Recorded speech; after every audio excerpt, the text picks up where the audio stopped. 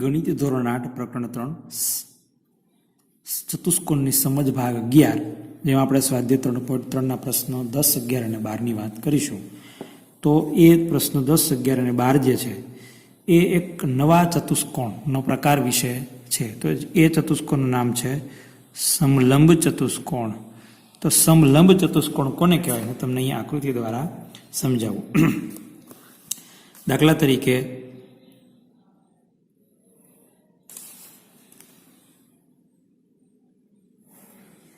તમે જોઈ શકો છો ચતુષ્કોણની બે બાજુઓ છે જે સમાંતર નથી અને આ બીજી બે બાજુઓ છે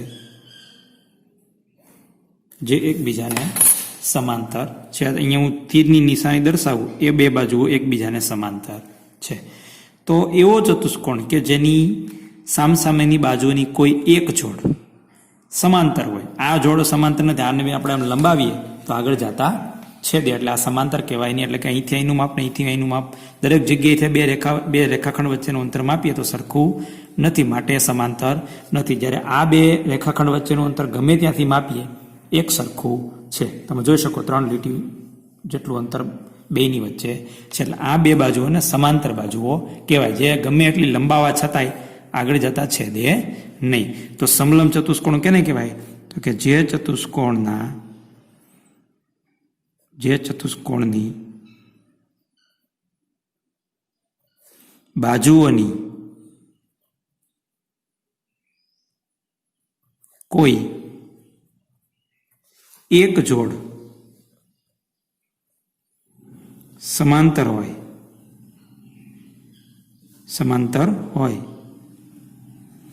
તેવા ચતુષ્કોણને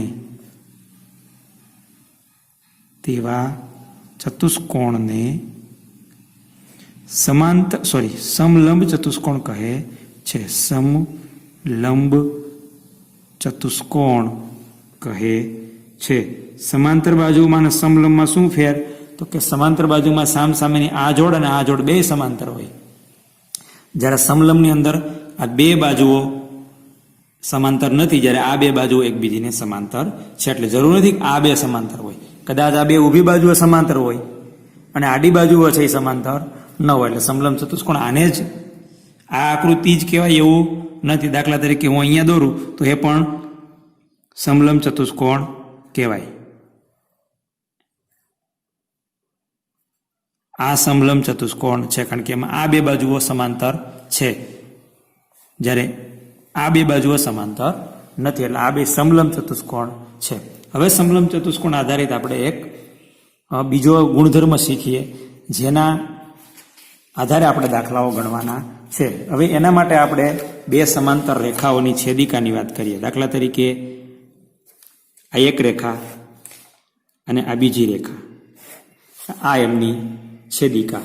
તો બે સમાંતર રેખાઓની છેદિકાથી બનતા ઘણા બધા ખૂણાઓના પ્રકાર આપણે જોઈએ. એમાં એક નવો પ્રકાર શીખવાનો છે, જે છે અંતઃકોણો. આ ખૂણો અને આ ખૂણો બે આ છેદિકા છે.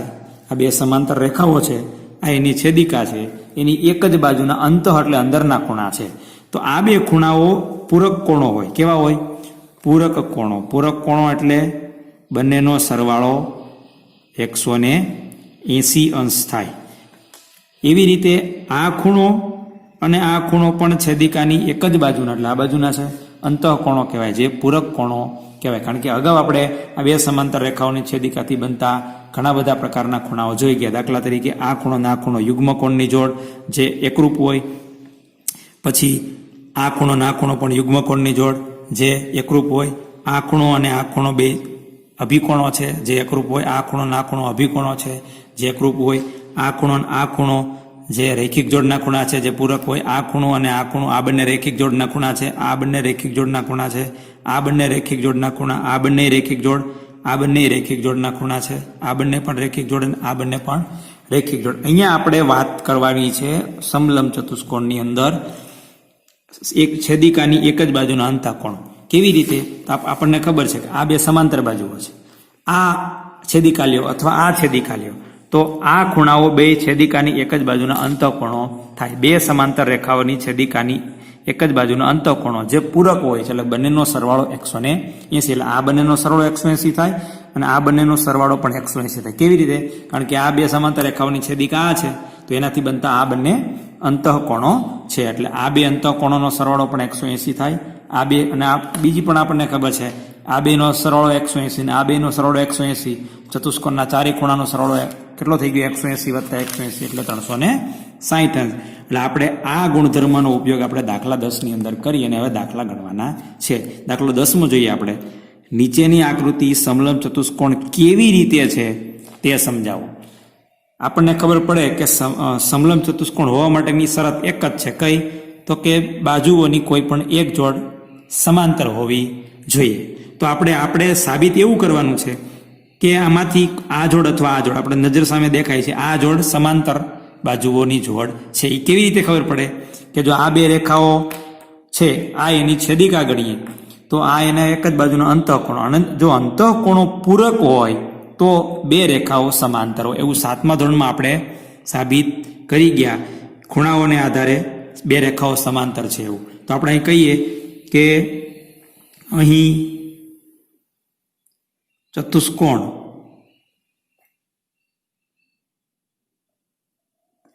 કે એલ એમ એન માં રેખાખંડ NM અને રેખાખંડ KL ની છેદિકા કોણ છે? રેખા ML અથવા રેખાખંડ ML, રેખા ML છે. વળી આ બંનેનો સરવાળો કેટલો થાય છે? વળી ખૂણો M વત્તા ખૂણો N બરાબર એમનું માપ કેટલું? 100 વત્તા એલનું માપ કેટલું? 80 બરાબર 180. એટલે ખરેખર શું થયું? બે રેખાઓની છેદિકાથી બનતા છેદિકાની એક જ બાજુના અંતઃકોણોનો સરવાળો 180 થયો. એટલે આપણે કહી શકીએ અહીં રેખાખંડ NM અને રેખાખંડ KL ની છેદિકા રેખા નથી પણ રેખા આપણે કહીએ છીએ, છેદિકાને લંબાવીએ એટલે રેખા થઈ જાય. ML થી બનતા છેદિકાની એક જ બાજુના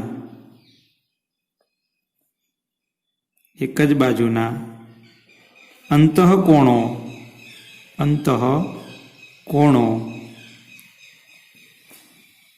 પૂરક છે. એનો અર્થ શું થયું? માટે રેખાખંડ NM સમાંતર રેખાખંડ KL છે.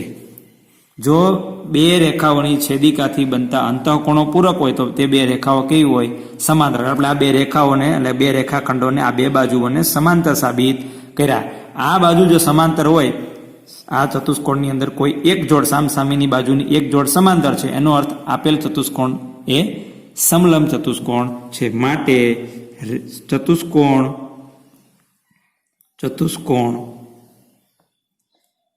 KLMN સમલંબ ચતુષ્કોણ છે. એટલે આપણે સાબિત કરવાનું હતું કે આ સમલંબ ચતુષ્કોણ છે. એટલે ખરેખર આપણે શું સાબિત કર્યું?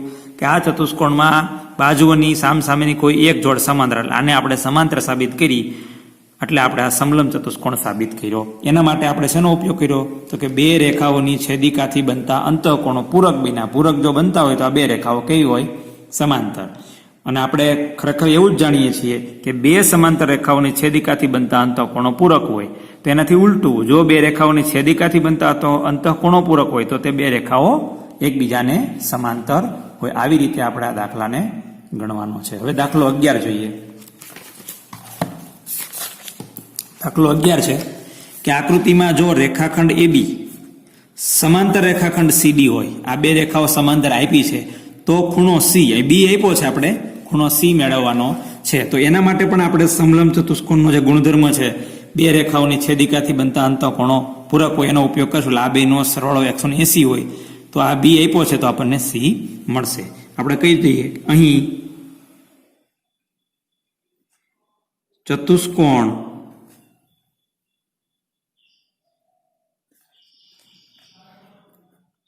ABCD માં રેખાખંડ AB સમાંતર રેખાખંડ DC છે તથા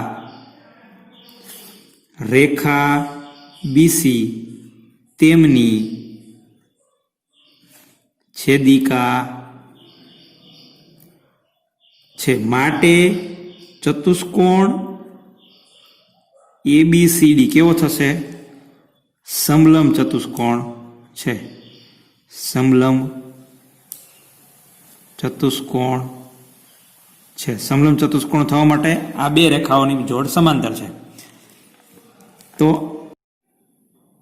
માટે ખૂણો B વત્તા ખૂણો C બરાબર 180 અંશ. કારણ બે સમાંતર રેખાઓની છેદિકાની એક જ બાજુના અંતઃકોણો. સમાંતર રેખાઓની છેદિકાથી અથવા છેદિકાની એક જ બાજુના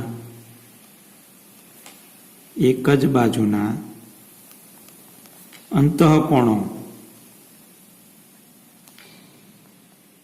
કેવા હોય?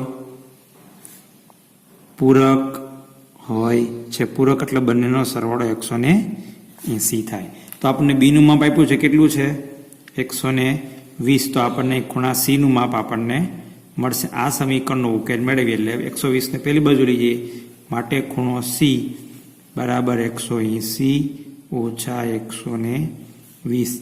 માટે ખૂણો સી બરાબર 60 અંશ. આવી રીતે આપણે બે સમાંતર રેખાઓની છેદિકાની મદદથી બનતા અંતઃકોણો પૂરક હોય એ ગુણધર્મનો ઉપયોગ કરી અને આપણે દાખલો 11 ગણી શકીએ. હવે આપણે દાખલો 12 ગણીએ. દાખલો 12 કીધો છે આકૃતિમાં જો રેખાખંડ SP સમાંતર રેખાખંડ RQ હોય તો ખૂણો P અને S શોધો. એટલે આ બે ખૂણા મેળવવાના છે. પછી બીજો પ્રશ્ન, જો તમે ખૂણા R શોધતા હોય તો શું માપ ખૂણો P શોધવાની અન્ય પદ્ધતિઓ હશે? તો આપણે અહીંયા પહેલા આ બે ખૂણાઓ મેળવવાના, કારણ કે બે આપ્યા છે 130 અને આ નિશાની આપી છે કાટખૂણા, એટલે આનું માપ 90 અંશ છે. આ સમલંબ ચતુષ્કોણ છે, કારણ કે આપણે કીધું છે રેખાખંડ SP સમાંતર રેખાખંડ RQ છે. આ બે સમાંતર રેખાઓ છે, આ એની છેદિકા છે. તો બે સમાંતર રેખાઓની છેદિકાથી બનતા અંતઃકોણો એટલે આ બંને પૂરક કોણો હોય, આ બંનેનો સરવાળો 180 હોય. આ જાણીએ છીએ એટલે આપણને આનું માપ 50 મળશે. એવી રીતે આ બે સમાંતર રેખાઓ છે, આ એની છેદિકા છે, આ એનાથી બનતા એક જ બાજુના અંતઃકોણો છે. માટે આ બંનેનો સરવાળો 180 થાય. આનું માપ 90 છે, એટલે આનું માપ આપણે 180 માંથી બાદ કરીએ એટલે આનું માપ આપણને 90 મળશે. એટલે બે મળી જશે. પછી આપણે નીચેના પ્રશ્નનો જવાબ આપશું. અહીં ચતુષ્કોણ PQRS કેવો છે? સમલંબ ચતુષ્કોણ છે. ક્યાંથી ખબર પડી? એને આપ્યું છે રેખાખંડ SP સમાંતર રેખાખંડ RQ, એટલે સામસામેની બાજુની કોઈ એક જોડ સમાંતર હોય તો તે સમલંબ ચતુષ્કોણ કહેવાય. સમલંબ ચતુષ્કોણ છે.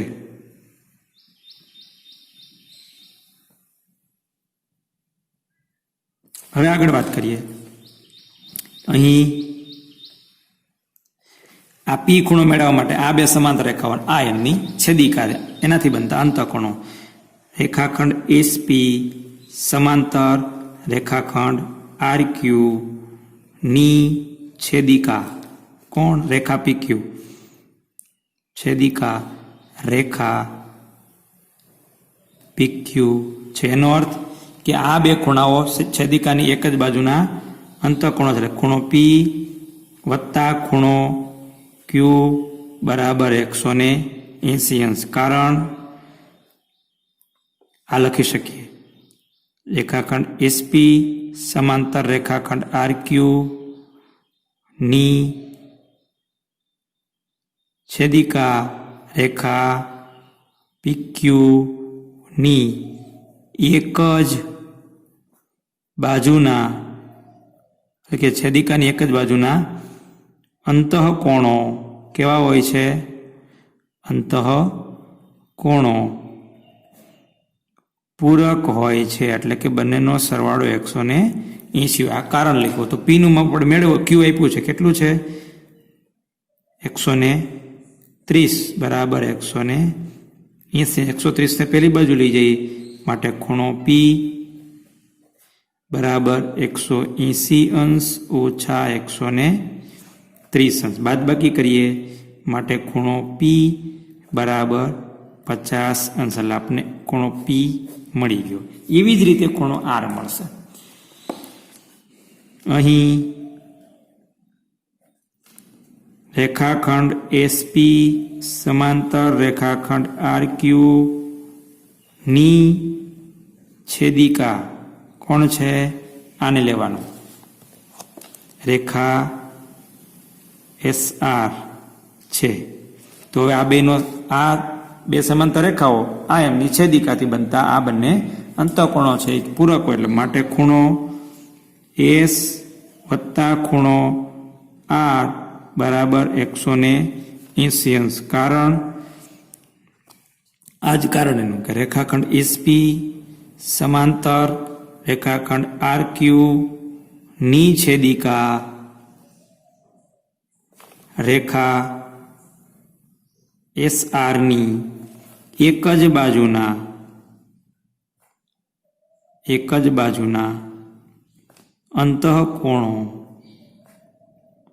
અંતઃકોણો પૂરક હોય છે. આ એનું કારણ. તો ખૂણો એસ આપણે મેળવવાનો છે. આર આપ્યો છે નિશાની માટે. નિશાની એટલે કે કઈ નિશાની? કાટખૂણાની, એટલે કે 90 બરાબર 180. હવે આપણે એસ મેળવવાનો છે. 90 ને પેલી બાજુ લઈ જઈએ એટલે 180 ઓછા 90 માટે ખૂણો એસ બરાબર 90. હવે આપણને એવું કીધું છે કે જો આ ત્રણ ખૂણાઓ જાણતા હોય તો આપણને આ ત્રણ ખૂણાઓ જાણતા હોય તો પી મેળવવાની બીજી રીત હોઈ શકે. હા, કઈ? તો કે ચતુષ્કોણની ચારેય ખૂણાનો માપનો સરવાળો 360 હોય છે, એને આધારે આપણને ખૂણો પી. હવે પ્રશ્ન બીજો છે, જો તમે આર શોધતા હોય એની ભૂલ છે, આર જાણતા હોય, ખરેખર એસ જાણતા હોય તો શું ખૂણો પી શોધવાની અન્ય પદ્ધતિ હોઈ શકે? અહીંયા આપણે કદાચ પ્રિન્ટિંગ મિસ્ટેક હોઈ શકે, બરાબર, એવું અંદાજ છે. તો આપણે કહી શકીએ હા, ખૂણો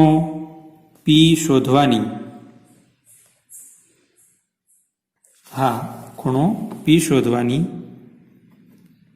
બીજી રીત નીચે મુજબ છે. શું હોઈ શકે રીત? કે ચતુષ્કોણના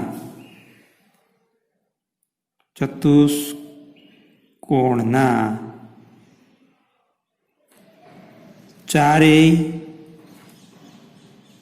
ખૂણાઓના માપનો સરવાળો 360 થાય. આ ગુણધર્મને આધારે આપણે લખી શકીએ કે ખૂણો પી વત્તા ખૂણો ક્યુ વત્તા ખૂણો આર વત્તા ખૂણો એસ બરાબર 360. પી આપણે મેળવવાનો છે, એટલે પી એમનો એમ.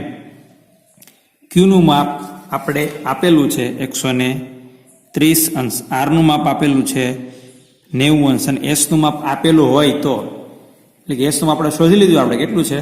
90 બરાબર 360. હવે આપણે આ ત્રણેયનો સરવાળો 90 180 ને 130 310, બરાબર.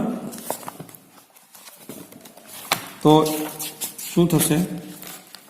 ખૂણો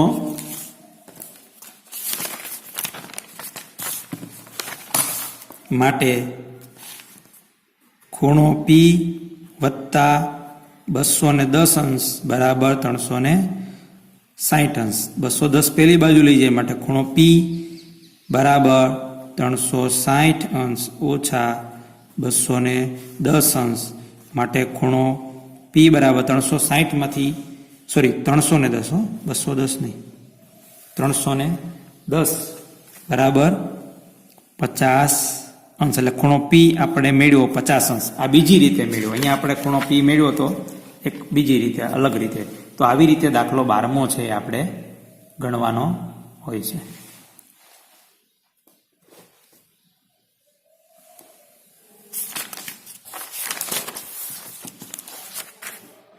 અહીંયા આપણે સ્વાધ્યાય 3.3 પૂર્ણ કરીએ છીએ. હવે કેટલાક વિશિષ્ટ ચતુષ્કોણો, એટલે કે સમાંતર બાહુ ચતુષ્કોણને થોડા ફેરફાર કરતા જઈએ તો નવા ચતુષ્કોણો મળે. એ કયા ચતુષ્કોણો છે એને આધારે આપણે સ્વાધ્યાય 3.4 જોઈશું.